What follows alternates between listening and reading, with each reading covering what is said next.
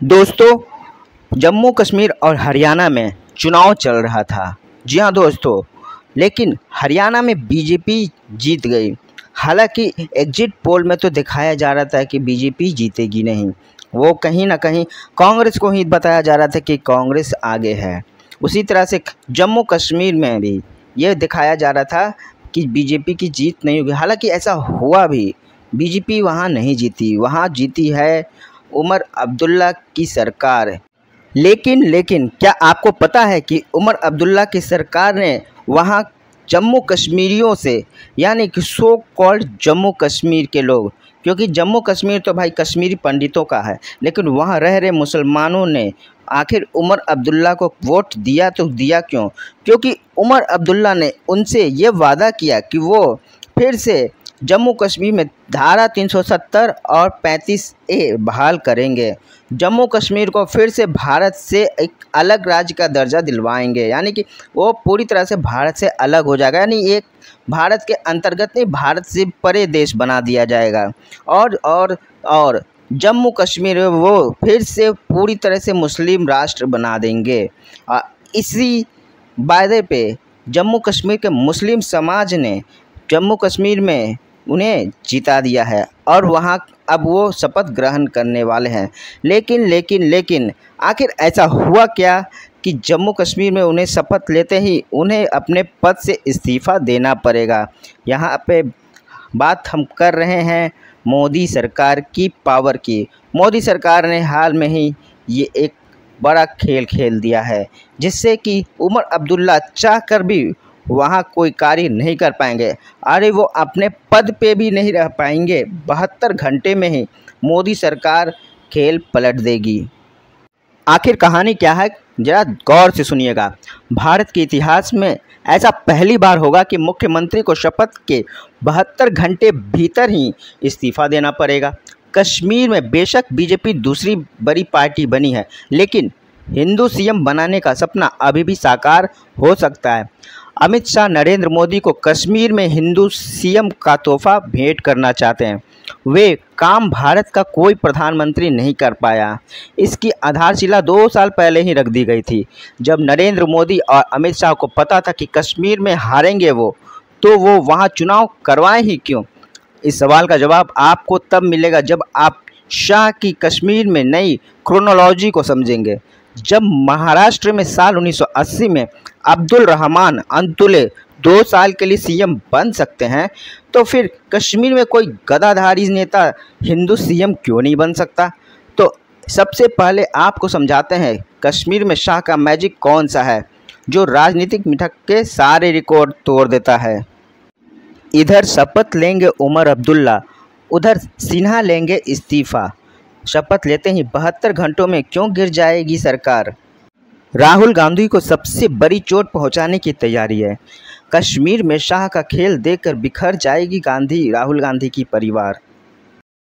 यानी कि अब कांग्रेस का खेल खत्म है। महाराष्ट्र, गोवा, मध्य प्रदेश से भी तगड़ा प्लान। कश्मीर में आने वाली है राजनीतिक सुनामी।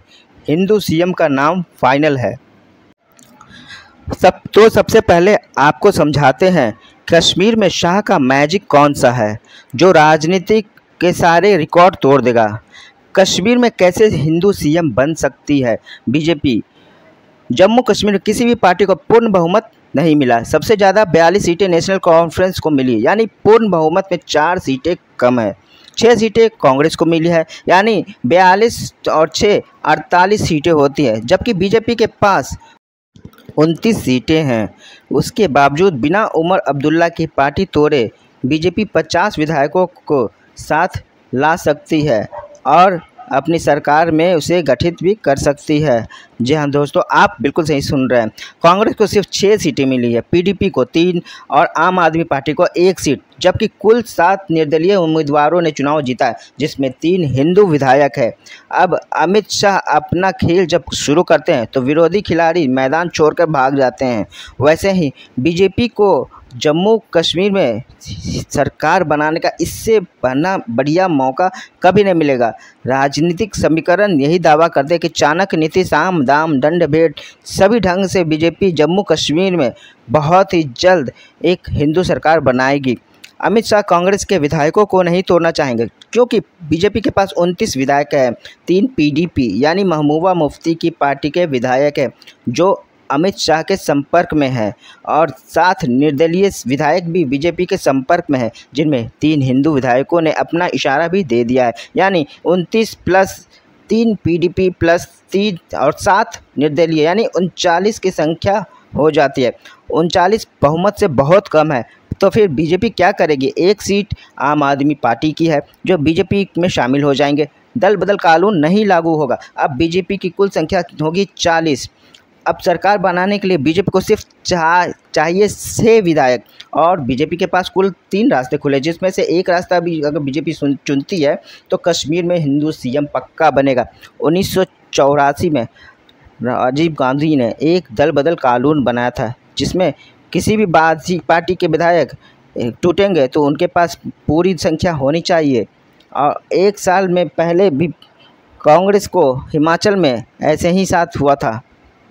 दल बदल कानून के कारण बीजेपी को घाटा हो सकता था, इसलिए अब बीजेपी के हाथों में जम्मू कश्मीर में लड्डू ही लड्डू है। क्योंकि बीजेपी के दोनों हाथों में लड्डू है, क्योंकि जम्मू कश्मीर में 6 विधायक कांग्रेस के हैं, यानी कांग्रेस के 6 विधायक अगर बीजेपी में शामिल हो जाते हैं तो फिर बीजेपी की संख्या होगी 46 और नेशनल कॉन्फ्रेंस की संख्या होगी मात्र 42। तो फिर और यहाँ पे सरकार बनेगा बीजेपी की। और साथ ही शपथ लेने के बाद विश्वास प्रस्ताव के दौरान इस खेल की पूरी संभावनाएं हैं। अमित शाह का पूरा फोकस हरियाणा के शपथ में नहीं बल्कि जम्मू कश्मीर में सरकार बनाने की तरफ है, क्योंकि उमर अब्दुल्ला के पिता फारूक अब्दुल्ला इस डर को समझकर बार बार दावा कर रहे हैं कि कश्मीर के निर्दलीय उनके साथ हैं, जबकि चर्चा है कि निर्दलीयों को बीजेपी ने ही फंड देकर लड़वाया था। जी हाँ दोस्तों, ये है मोदी का मैजिक और शाह की नीति, जिस पे शंका करना